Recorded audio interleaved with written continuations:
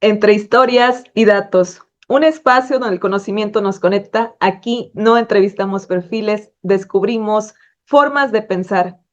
¿Qué ocurre cuando una persona debe construir puentes entre culturas, personas y proyectos para caminar en el mundo? Hoy nos acompaña una mente que ha convertido los desafíos en oportunidades y el aprendizaje en una forma de liderazgo. Paula Tecolapa es arquitecta urbanista originaria del estado de Guerrero. Creció en una comunidad rural donde el náhuatl fue su lengua materna y realizó toda su formación académica en su estado natal, culminando sus estudios en la Universidad Autónoma de Guerrero. Actualmente se desempeña en el sector de la construcción en distintas áreas, desde la administración y supervisión de obra hasta la gestión de seguridad de proyectos de edificios de gran altura. Su trayectoria profesional se caracteriza por el aprendizaje continuo, la capacidad de adaptación y el liderazgo en entornos tradicionalmente dominados por hombres. Es miembro de Toastmasters desde hace más de 6 años, organización donde ha fortalecido sus habilidades de comunicación y liderazgo. Uno de los logros que más valora es superar el miedo a hablar en público, especialmente después de haber vivido el reto de aprender español como su segunda lengua durante la etapa escolar. Se define como una persona curiosa, perseverante y resolutiva, siempre en búsqueda de nuevas formas de aprender y aportar valor a quienes la rodean. Disfruta actividades como el senderismo, el rapel y las experiencias que la desafían a salir de su zona de confort. Valora profundamente a su familia, sus amistades y la oportunidad de crear experiencias significativas. Paula, bienvenida a este espacio y gracias por aceptar la invitación. Algo que me pareció muy interesante es que el náhuatl es tu lengua materna y justamente ahí quiero iniciar esta conversación. Creciste hablando náhuatl y posteriormente aprendiste español. ¿Cómo influyó esa transición en tu identidad, tu forma de comunicarte y la manera en que te relacionas con otras personas? Hola, buenas noches. Bueno, primero que nada, muchas gracias por la invitación en este proyecto que estás liderando, Ceci. Muchas felicidades y bueno, un gusto compartir este espacio contigo. Y ahora entrando a parte de las preguntas, ¿cómo ha influido la parte del náhuatl en diferentes entornos de mi vida? Creo que ha influido en muchas formas. En lo personal considero que me ha ayudado mucho. Por un lado, me siento muy orgullosa de pertenecer a este pequeño porcentaje de náhuatl hablantes en nuestro país. Somos pocos y creo que es un idioma que debemos seguir promoviendo si las personas que sí lo conocemos, que sí lo hablamos o que podemos también influir a lo mejor, aunque sea en nuestra familia, también lo podríamos darlo a conocer. Entonces, me siento orgullosa por ese lado y también ha influido en lo personal porque me ha podido conectar en todo lo que hago.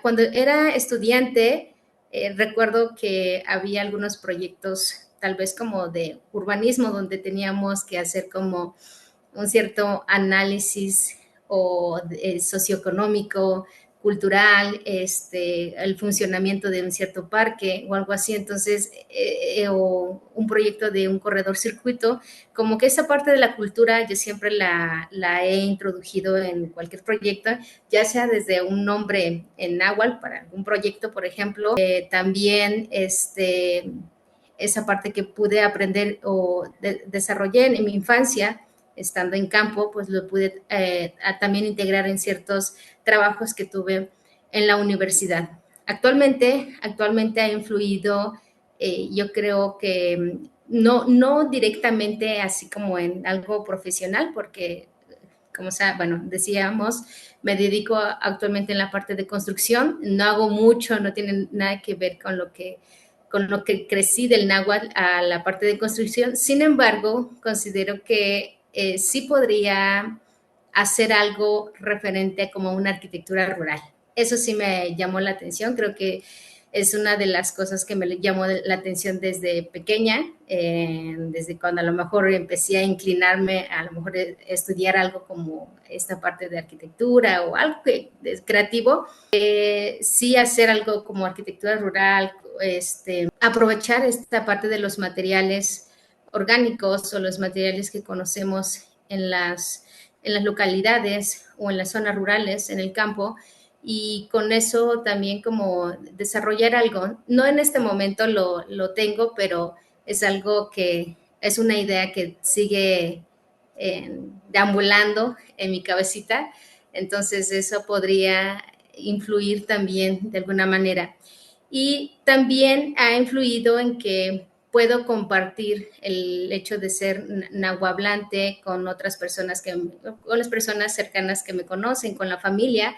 De hecho, cuando hablamos con mis papás, pues siempre nos hemos comunicado en el idioma o hablamos por teléfono y bueno, creo que eso también es muy rescatable y siempre lo digo que debe de ser así.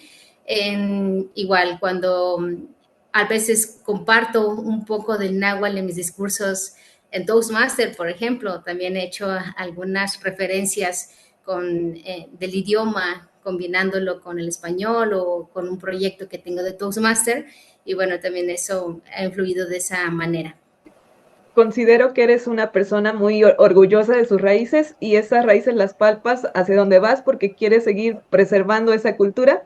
Me gustaría saber si actualmente ese idioma solo se habla o si hay escritos referentes al idioma. O sea, en lo personal, nosotros crecimos en una comunidad rural y había una escuela monolingüe, o sea, no era ni siquiera bilingüe, nos daban clases en español. Entonces, en casa, con los amigos, todos nos comunicábamos en náhuatl, ¿no? Pero en la escuela teníamos que ir aprendiendo pues, con toda esta parte de las clases o sesiones en español. Entonces, como que había ahí como un pequeño choque, no nos enseñaban la escritura en náhuatl.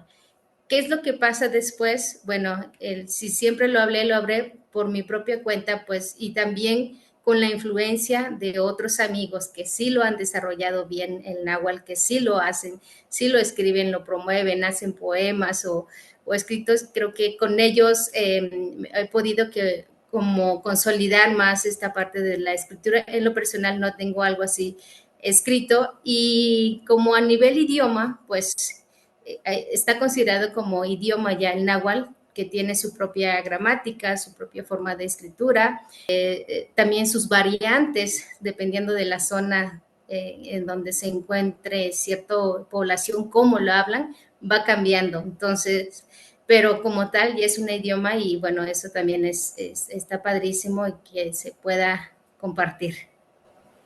Nos compartes de comunidad rural. ¿Qué desafíos enfrentaste al pasar de esa comunidad rural a entornos académicos y profesionales cada vez más exigentes?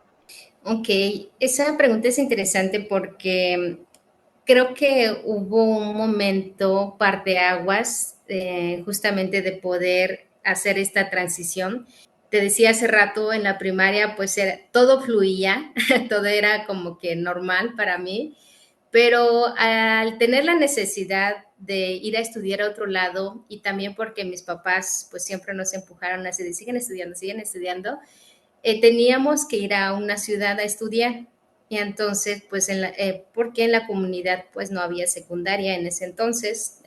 Y bueno, el hecho de hacer esta transición, yo me encuentro, haz de cuenta, con algo así súper sólido, como un muro sólido, porque sentí que me encerré, ¿no? Como que no podía ser yo. Por un lado, el tema de la lengua, me limitaba muchísimo porque sentía que no me expresaba bien, que se iban a burlar de mí, que no podía levantar la mano para participar en clases porque a lo mejor no lo iba a poder decir bien. Sí fue como un choque cultural y creo que, bueno, porque también lo comparto a veces con mis hermanas.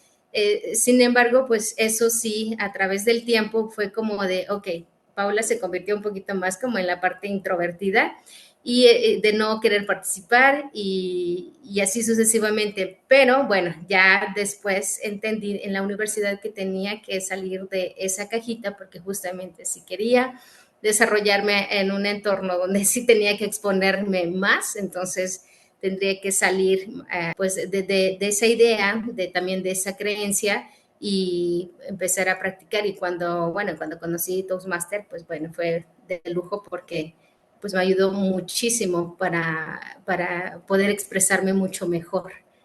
Entonces, creo que en desafíos en la infancia fue eso, en la parte académica, después en la secundaria, preparatoria o universidad, creo que no fue tanto.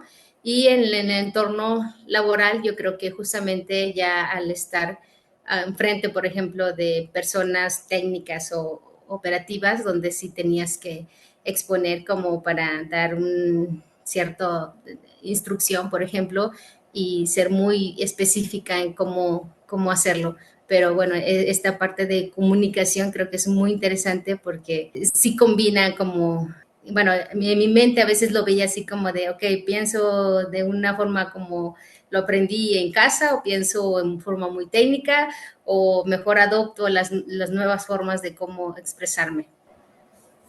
Considero que viviste una gran transición de pasar de esa comunidad rural a pasar a otro entorno, pero también supiste superar ese reto porque entraste a una industria que está fuertemente asociada con la presencia masculina. ¿Cómo ha sido tu experiencia desarrollándote profesionalmente en el contexto de la construcción?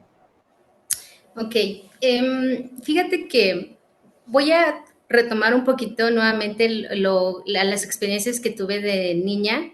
En casa de mis papás, como es campo, siempre cosechan, siempre tenían que plantar, sembrar, cuidar, cosechar. Entonces, hubo temporadas donde tenían que contratar personas para que les ayudaran con el trabajo. Y en esta parte de trabajo en campo, siempre nos asignaban actividades a mis hermanas y a mi hermano.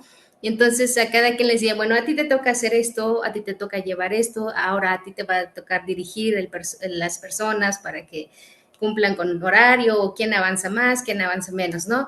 Entonces, considero, y siempre tomo este ejemplo, porque creo que nos dieron las tablas de esta parte como de responsabilidades y eso no me costó tanto al llegar a un entorno como es la parte del sector de construcción, más que nada con el personal de diferentes oficios. Entonces no me costó mucho, pero sí me costó cuando no tenía la experiencia. Entonces, cuando yo egresé de la universidad, como que sí también tenía como de, ok, en algún momento voy a estar trabajando en un edificio así de alto.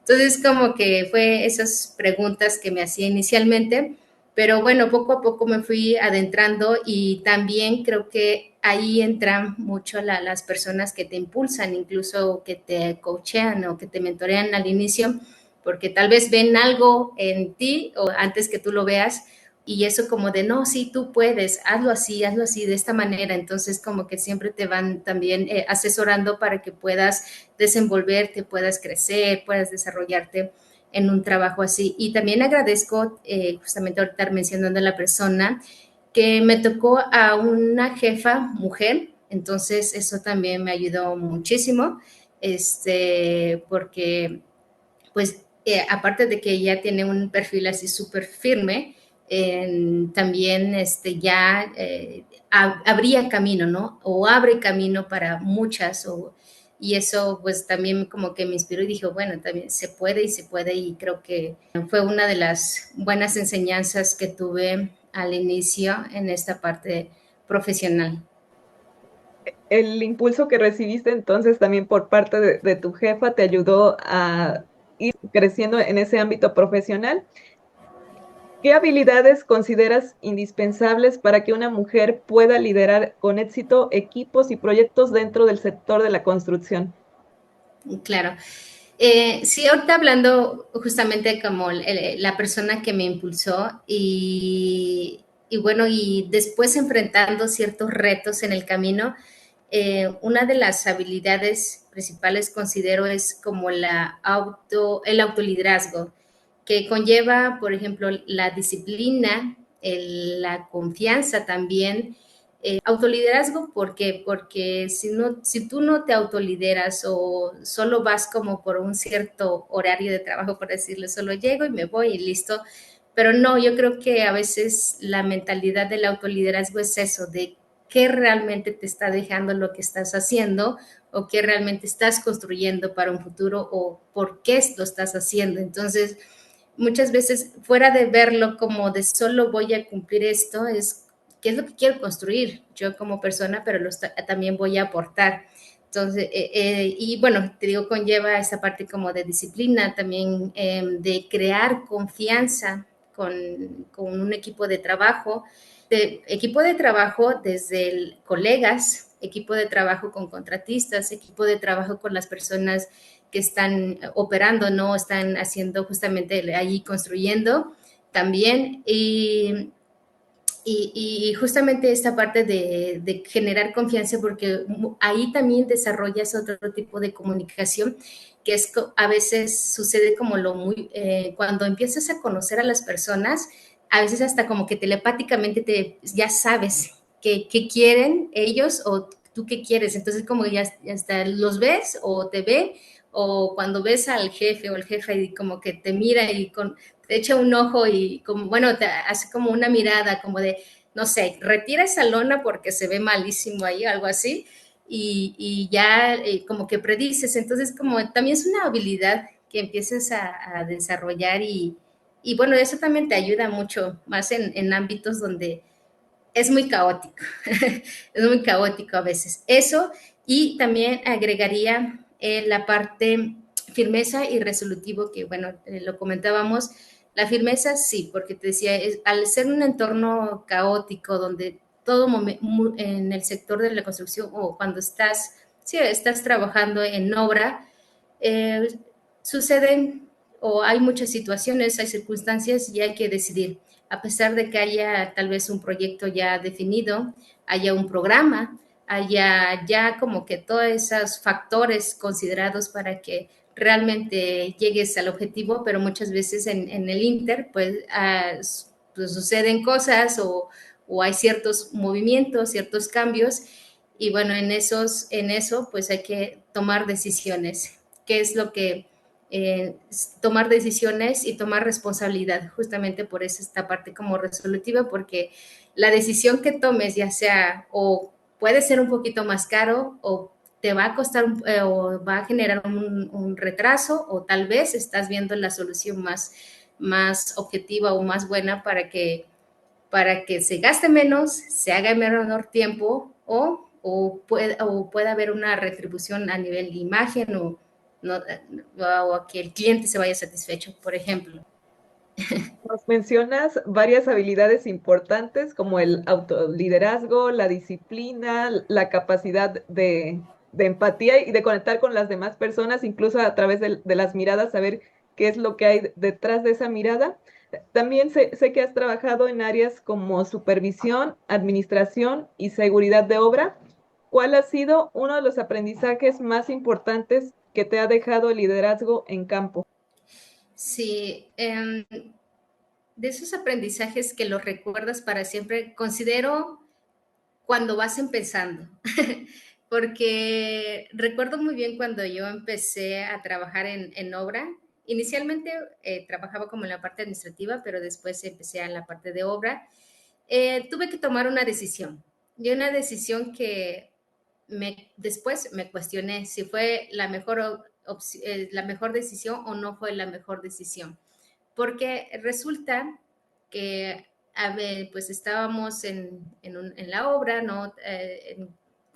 Como cualquier día, hay una persona que a lo mejor omite algún punto como de seguridad, omitió el reglamento, ¿no? Entonces, en ese momento, cuando se descubre, se hace como un cierto análisis, se decide rescindirlo o retirarlo del proyecto. Y esa justamente a veces dice, ay, pues está fácil. No, cuando estás en el momento dices, ¿lo hago o no lo hago? Y cuando también tienes como la presión de aquí a los directivos o a las otras personas como de sí tienes que hacerlo, pero también diles a los demás por qué lo hiciste, ¿no? Entonces, te decía, iba iniciando en la parte de obra y pues tuve que retirarlo y rescindirlo de ahí y después como que me cuestioné si fue la mejor o no. ¿Por qué? Porque muchas veces, bueno, ay, es que era buen trabajador, pudiste haber considerado que se quedara o pudiste haber visto alguna alternativa, pero no, porque justamente creo que te decía, esta parte de construir también el carácter o la firmeza también conlleva de qué conviene, ¿no? Con la decisión que tomas, porque muchas veces al ser permisibles, pues puede generar también una cascada de ciertas omisiones, por así decirlo, en el trabajo. Y cuando también tienes que poner un límite, bueno, también dices, ok, aquí también hay un límite, hay que forjar esta parte de la firmeza. Entonces creo que fue uno de los aprendizajes operativos que siempre lo recuerdo y siempre lo comparto cada vez como que a veces que sale el tema así la conversación con los compañeros también es bueno compartirlo. Considero importante dentro de todo lo que mencionas la capacidad de tomar ciertas decisiones, incluso cuando pueden afectar el desempeño de todo el equipo o de alguna tarea en particular. Derivado de este tema de liderazgo, muchas personas creen que el liderazgo únicamente es dar instrucciones. Desde tu experiencia, ¿qué papel juega la colaboración en la construcción de equipos? Bien.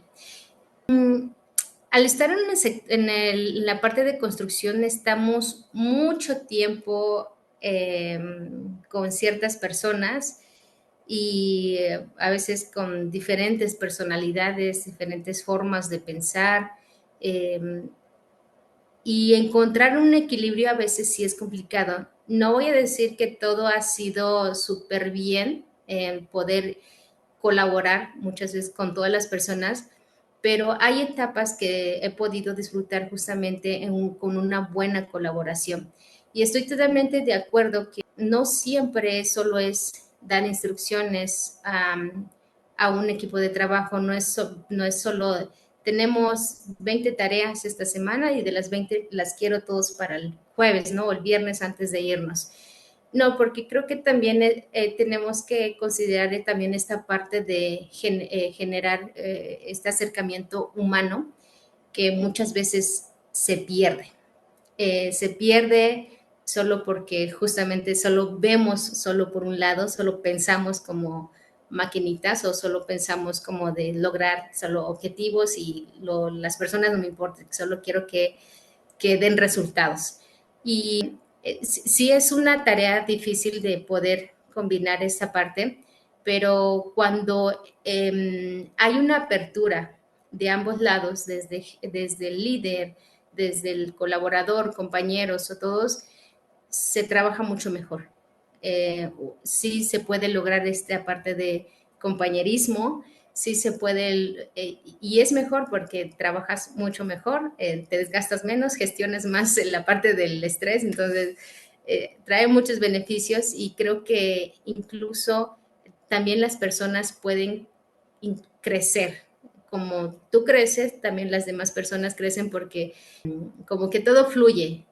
Bueno, decíamos, he estado como en diferentes áreas. Cuando estás en la parte administrativa, bueno, es un poquito más tranquilo porque es mucho como, luego dice la palabra Godín, ¿no? Bueno, es más como estás enfocado es en la parte administrativa, aquí haciendo contratos o algo así, pero también hay un cierto compañerismo en esa parte. Pero cuando estás en la parte operativa, sí es mucho caos. Entonces, en todo momento tienes como que estar viendo diferentes frentes, estar interactuando con diferentes personas, desde lo operativo por ejemplo, sí, personas que están haciendo algún oficio, alguna actividad, o decirles cómo hacerlo, o cuídense por esto, por el otro.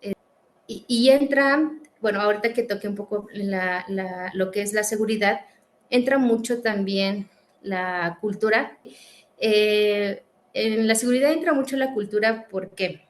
Porque justamente cuando eh, solo queremos darles instrucciones, muchas veces no lo toman de buena manera.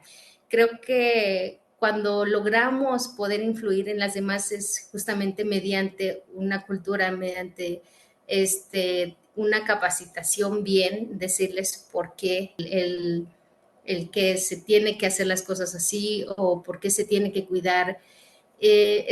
También es un reto y esa parte de cultura, pero creo que justamente la comunicación es la que es la base para poder llegar a también con las personas y poder influir y decirles el por qué así, el por qué no, o el por qué se tiene que cuidar esto, cómo es hacernos responsables de cada una de las actividades que hacemos. Bueno, ahorita ya hablé un poquito ya más como de cultura en la parte de seguridad, pero bueno, va mucho también que muchas veces solo llegamos y decimos como de, no, bájate, no, bájate de ahí y ponte el arnés o cositas así, sino de, bueno, a ver, primero vamos a hacer este proceso, te voy a dar una pequeña plática de en qué consiste o a lo mejor hasta en qué norma está y por qué sí, por qué no. Y bueno, ahora sí, tú dime, platícame por qué lo estás haciendo y qué es lo que vas a hacer de aquí en adelante, ¿no? O algo así. Entonces, sí puede sonar un poquito contraproducente porque a veces sí tienes que poner firmeza, pero a veces tiene también que enseñar con el ejemplo. Entonces ahí lo más importante es tener ese contraste entre la apertura y también ver hasta qué momento se van a estar apegando a las normas, apegándose siempre a la cultura organizacional que hay y a los lineamientos para explicar siempre de por qué sí se debe hacer algo de esta manera o por qué no, con base ya en la información que tienen de manera histórica. ¿Qué estrategias utilizas para generar confianza y colaboración entre personas que tienen perfiles muy distintos?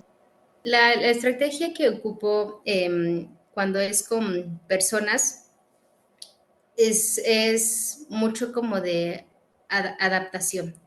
Bueno, de adaptación y también depende como de, primero conocer del tema, si conoces el tema yo creo que puedes poder desarrollar, ir desarrollando ese tema y ir tomando como, o liderar ese tema o tomar responsabilidad de ese tema.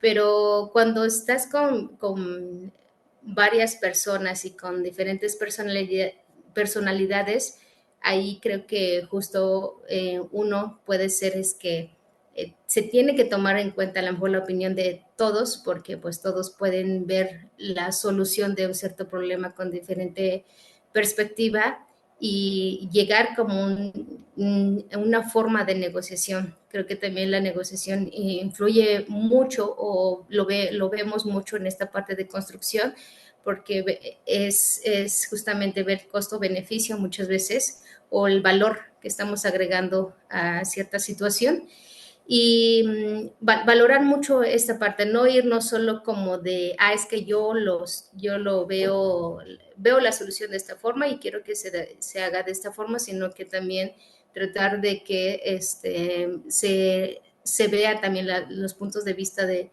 todos los demás y llegar a esta parte de poder negociar, ¿no? De poder revisar cuáles son los pros y cuáles son los contras para poder llegar a una mejor respuesta. Creo que es la que más ha adoptado.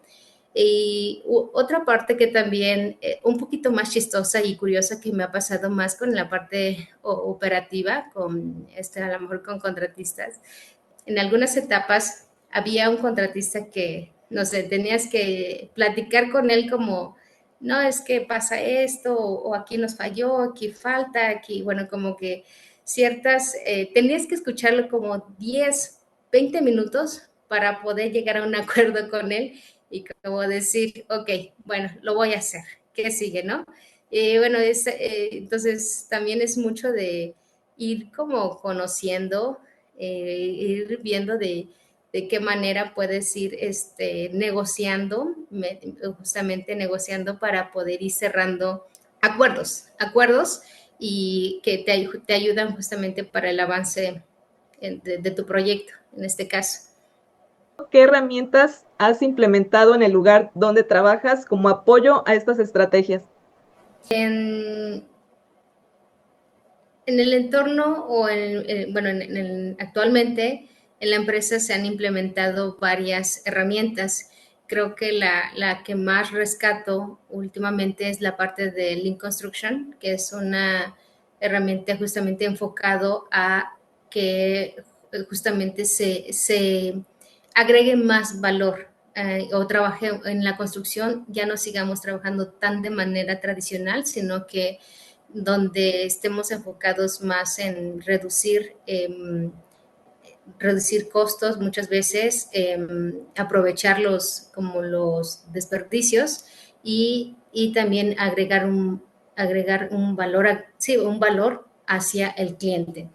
Entonces, ese es cómo se enfoca el Lean Construction, pero de Lean Construction pueden venir otras herramientas subyacentes como es las sesiones pool, donde nos ayuda en cómo ir, se puede generar por ejemplo, una junta con los contratistas, donde se van definiendo un programa de actividades para poder lograr un objetivo, pues digamos que nosotros tenemos un objetivo aquí y tenemos que previsualizar todo lo que hay detrás, ¿no? Desde que nos atora en la parte de personal, en la parte de recursos, en la parte de herramienta, en la parte de recursos también, o en la parte de seguridad o hasta la cuestión de naturaleza. Y bueno, viendo estos factores que nos restringe, pues tenemos que ir desatorando todo lo que hay detrás para poder realizar, para poder llegar a un objetivo. Entonces, tiene también esta forma peculiar, ¿no? Su chiste de poder sesionar con las sesiones pool y pues sí, es mucho de estar peloteando, por así decirlo, con el personal técnico o las diferentes especialidades para poder adaptarnos y poder llegar a los objetivos de esas actividades. Y bueno, otras de las herramientas que también vi y me gustaron y hemos implementado son las 5S. Las 5S que, bueno, puede ser en cualquier entorno, pero también en la parte de construcción porque agrega mucho valor a la imagen. Y muchos clientes cuando hacen un recorrido en obra, pues les gusta ver que las obras de construcción estén limpias, estén ordenadas, tengan la señalización o estén todo estandarizado, a lo mejor, por ejemplo, o se estén aprovechando los residuos o sí, realmente resalte esta parte de las 5S, creo que también agrega mucho valor a la imagen, pero principalmente se lleva una buena experiencia el cliente. Entonces también es otra de las herramientas que nos ha gustado implementar o llevar a cabo en la construcción. Las herramientas que nos compartes se pueden considerar como metodologías. Sí, bueno, en la parte de, como tal, Lean Construction sí, es también una metodología porque engloba mucho, es todo. En Lean Construction es justamente, te decía que es para dejar como de trabajar de una manera tradicional y poder a través de esa metodología justamente adoptar nuevas herramientas para facilitarte el trabajo desde mejora continua, por ejemplo, ¿no? Con la mejora continua, lo te decía lo de 5S o las sesiones pool. Bueno, ahorita son las que más tengo así más presentes, pero son con estas herramientas con las cuales puedes acompañarte para eficientar o estandarizar un mejor trabajo dentro de la construcción. Entonces, sí es una metodología, de hecho, es, creo que no está mencionado, o tal vez sí, pero al menos aquí donde en la empresa donde trabajo, ya tenemos varios años de adoptarlo y implementarlo para igual hemos visto resultados, pero tenemos que seguir, justo, porque también es una cultura de seguir ir cambiando también el chip también de muchas personas para que vayan adoptando estas nuevas formas de trabajo. Esas herramientas entonces se pueden aplicar como estándares y metodologías dentro de una empresa, pero hay también un problema importante en algunas empresas que muchas resuelven los problemas de forma reactiva. Desde tu experiencia, ¿cómo consideras que se puede evitar ser el apagafuegos de cada situación? Ahí me recuerda mucho, te digo, a Toastmaster, porque creo que la estructura es la parte medular, la estructura y trazabilidad. Eh, Sé que en la parte de construcción sí casi siempre actuamos de forma así como de estar de apagafuegos porque ya surgió esto, ya surgió el otro, ya surgió algo más.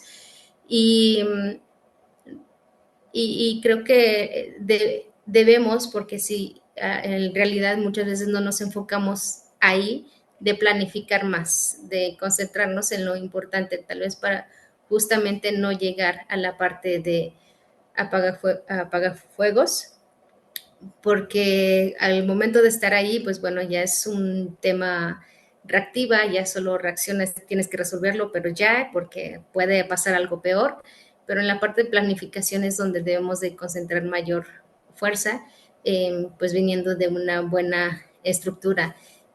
Considero que debemos de pensar más de esa forma, o sea, debemos de enfocarnos mucho de esa forma y justamente ahorita que mencionaba la metodología, y también como las herramientas que nos ofrecen, pues estas herramientas nos ayudan mucho justamente para prever eso y no siempre solo estar de apagafuegos. Entonces, considero que debemos de seguir capacitándonos, de seguir innovando también la parte de a lo mejor incluso de nuevos procesos, de nuevas metodologías, de documentar, de llevar a cabo estas herramientas bien para que no lleguemos tanto o minimicemos o mitiguemos justamente a esta parte reactiva que muchas veces sí es mucho consumo de tiempo, estrés y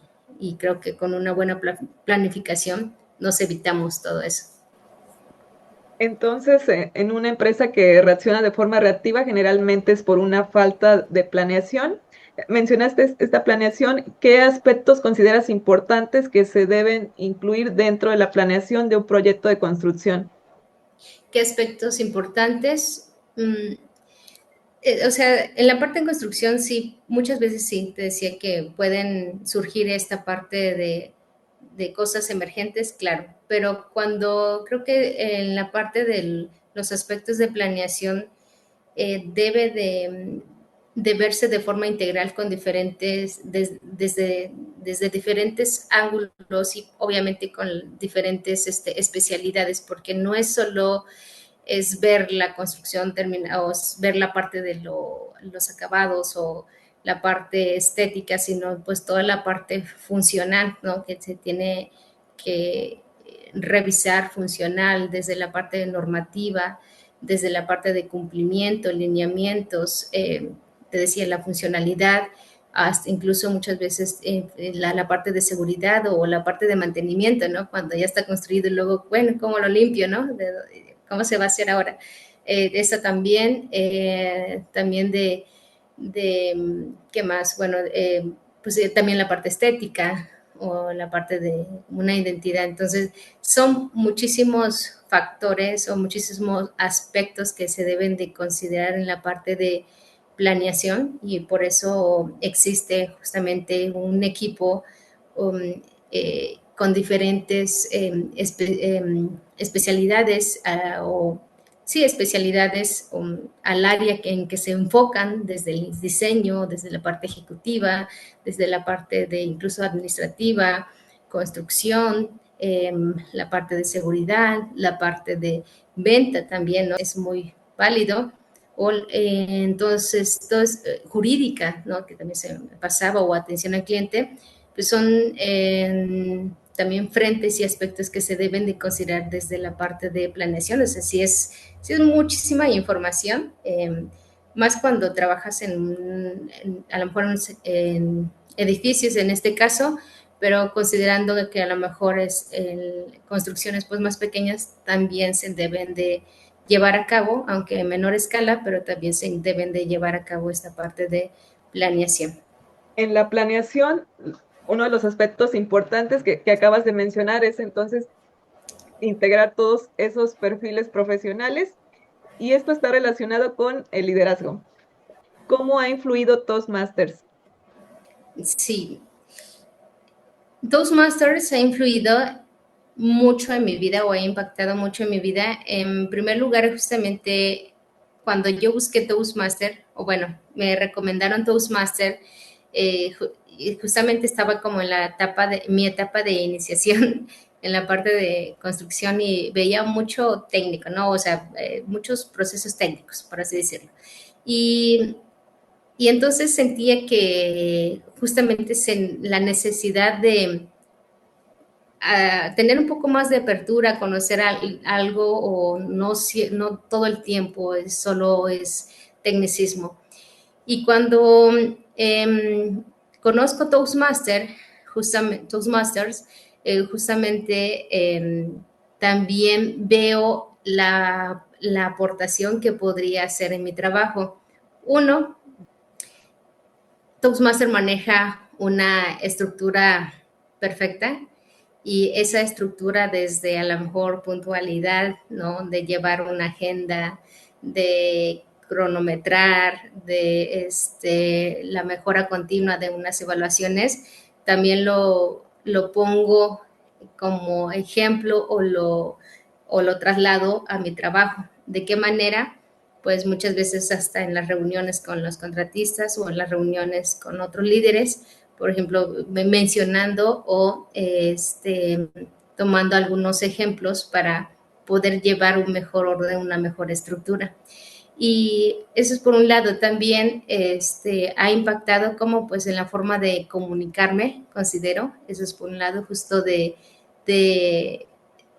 de salir un poquito del tecnicismo y también poder influir un poquito más con las personas, también porque de poder eh, presentar a lo mejor un reporte, poder presentar mejor un reporte, eso también me ha ayudado, y también porque lo he podido escuchar de tal vez de personas como son mis jefes o en su momento mi jefa, entonces sí como de, bueno, ¿qué estás haciendo, no?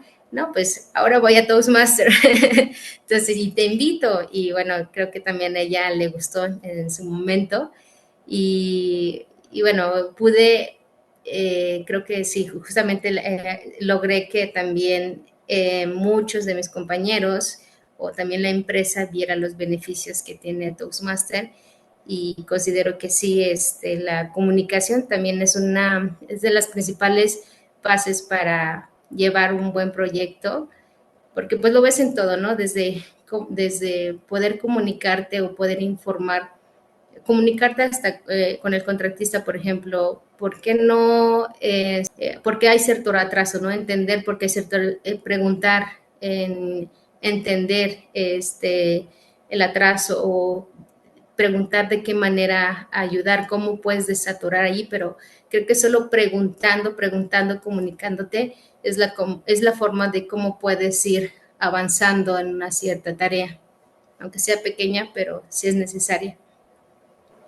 Entonces, para quien esté en Toastmasters, no solo le va a ayudar en la parte de comunicación, sino también desde la planeación y gestión de tiempos. Y como tú dices, también invitaste a más personas, ahí estuviste liderando con el ejemplo. También te defines como una persona curiosa, perseverante y resolutiva. ¿Cuál de estas cualidades es la que consideras que más ha contribuido a tu crecimiento profesional? En primer lugar, lo pondría la perseverancia, eh, después resolutiva y curiosa. Perseverancia, justamente considero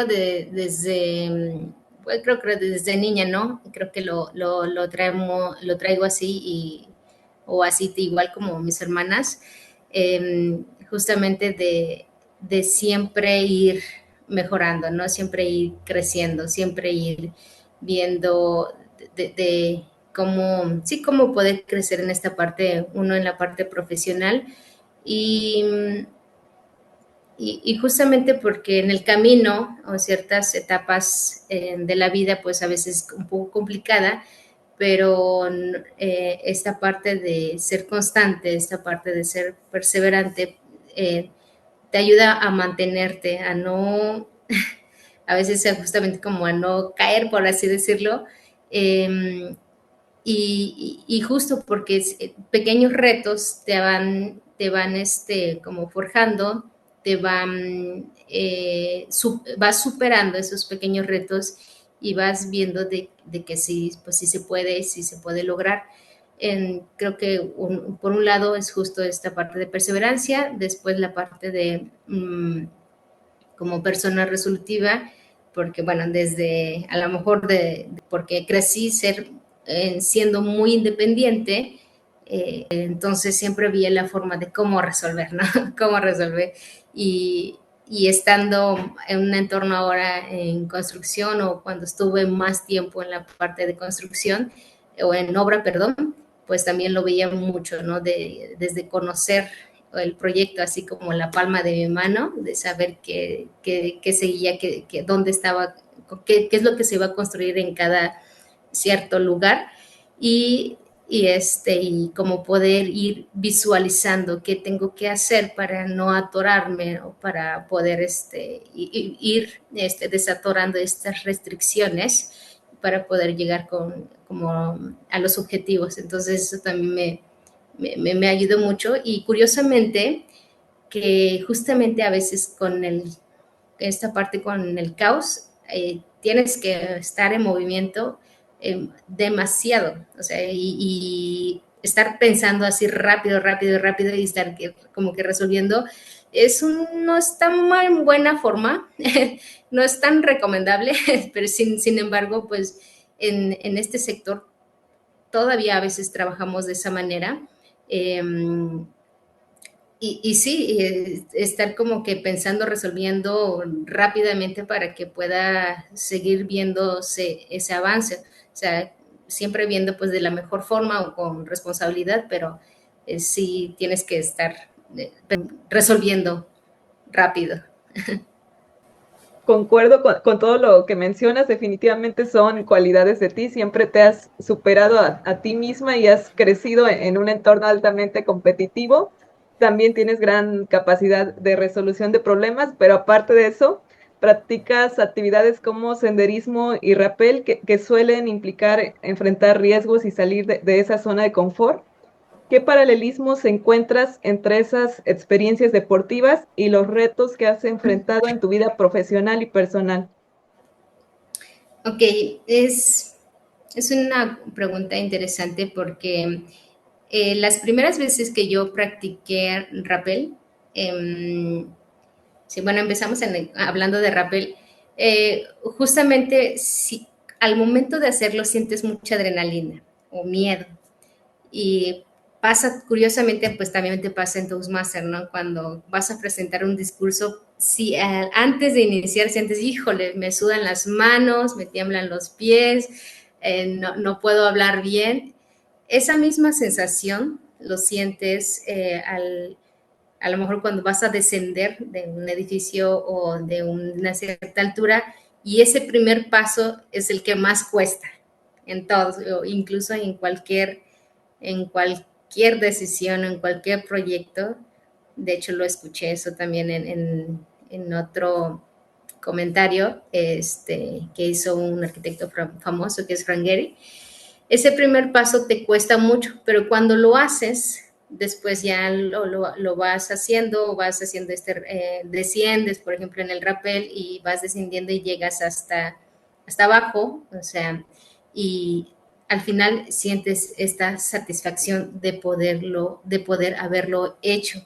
Entonces creo que esa misma sensación lo hago como analogía en la parte del trabajo, pero también me gusta comentar que tienes que también ser consciente y conocer mucho de los equipos. Hablando un poco de rappel, ¿por qué? Porque son actividades, como tú dijiste, de alto riesgo. Y poco a poco he ido aprendiendo de que tienes que conocer bien los equipos o los dispositivos para que cuando tú hagas una cierta actividad, pues lo hagas de la mejor manera, segura, porque solo por querer hacerlo muchas veces, pues no es tan, no lo recomiendo, no es lo más ético también y claro, seguro.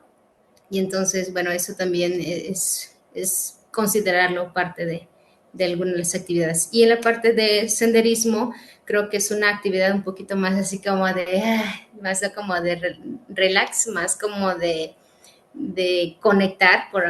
Yo lo tomo así porque es una actividad donde puedo pues caminar tranquilo, ir viendo, disfrutar de la naturaleza. Me gusta mucho, por ejemplo, ir a ver los amaneceres. No, no me desagrada levantarme tempranísimo para ir a ver los amaneceres. A veces cuando hay un plan de ir a ver el amanecer, por ejemplo, con mi hermana o unos amigos, pues nos vamos, ¿no?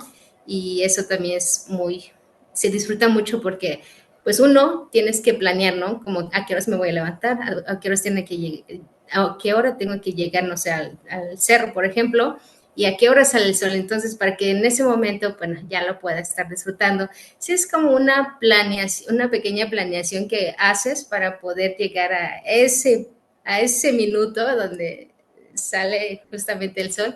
Y bueno, lo disfrutas y es como igual una satisfacción de haber poder logrado esta parte previa para disfrutar de un momento bonito. Creo que también lo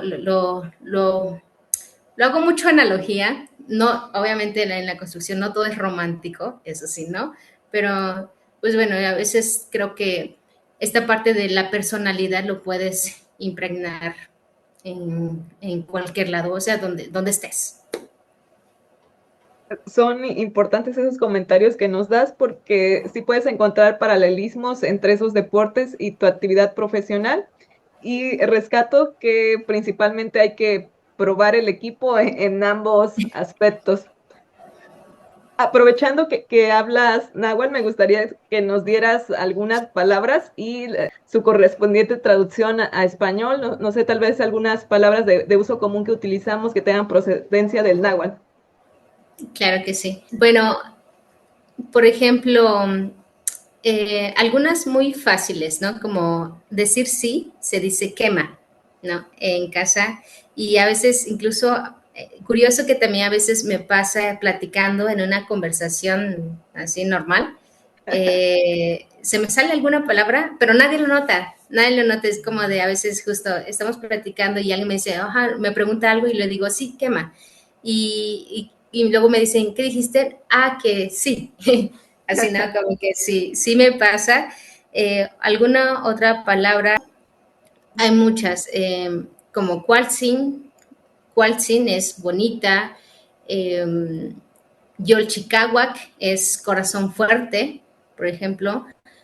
Yolot se puede traducir como corazón o como semilla, como que a veces tiene varios significados, porque no es tan literal con una sola palabra. Y bueno, a lo mejor hasta muchas, ¿no? Y poder construir hasta una frase como de decir, amantzin, nicantineme man cuali titlatlatua, ni cualcaqui tlinon tijitoa, Wincho Tlacampa. ¿Qué quise decir? Que en este momento estamos interactuando en una conversación y que es muy agradable estar en esta noche.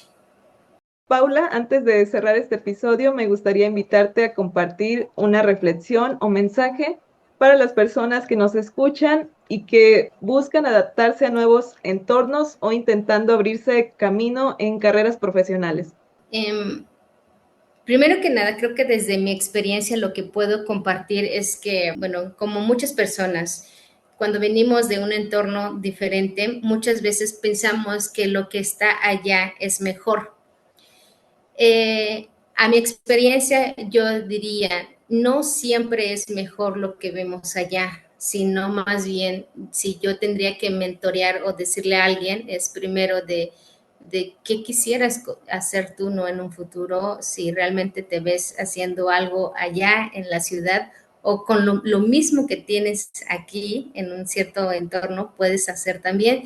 Y lo veo en muchos compañeros o en otras personas que también están, que han desarrollado, han hecho desde a lo mejor con incluso a lo mejor videos o con personas construyendo con diferentes materiales, por ejemplo, y se puede hacer. Entonces, creo que a nivel cultura muchas veces nos hace falta justamente como poder como que llevar una mejor orientación a los jóvenes o a los que apenas están estudiando, y creo que ahí es donde debemos de reforzar un poquito más, porque no siempre es mejor lo que está allá, y no digo que no sea así, sino que cada quien va buscando de qué manera va a ir construyendo su vida. Si lo prefieren así, también es muy válido. Y como superación, como un mensaje como superación, yo creo que todos sí se puede, y es perseverar como lo mencionábamos hace rato. Metas que te propongas es justamente no perseverar o ser constante, también es muchas veces disciplina en ir haciendo estos pequeños pasitos para lograr tus objetivos. Y si es un objetivo de ir a otro lugar, si hablar otro idioma, por ejemplo, en un futuro, no sé, por ejemplo, no sé si en un futuro quiero construir un edificio, en un futuro quiero hacer esto, es decirles sí se puede y sí es lograble. Entonces es cuestión como justamente de creer y de perseverar, que vayas construyendo con pequeños pasos para lograr esos objetivos. Puedo agregar que en esta parte de identidad o cultura, que para mí siempre me ha acompañado, es no dejar, nunca dejarlo. O sea, lo que tú aprendes de niño, los valores que te inculcan en casa, son los cimientos justamente para que puedas ir creciendo o que te sostengan en el camino, y justamente puedas superar mejor estos pequeños retos que se te van a presentar en la vida. Agradecemos a Paula por su tiempo y por compartir una visión inspiradora sobre liderazgo, adaptación, crecimiento personal y construcción. Soy Cecilia Loesa y te invito a acompañarnos en un próximo episodio, porque las personas más interesantes, como alguien que combina raíces culturales, arquitectura, liderazgo, construcción y senderismo, no caben en una sola categoría. Esto fue episodio 9, entre historias y datos.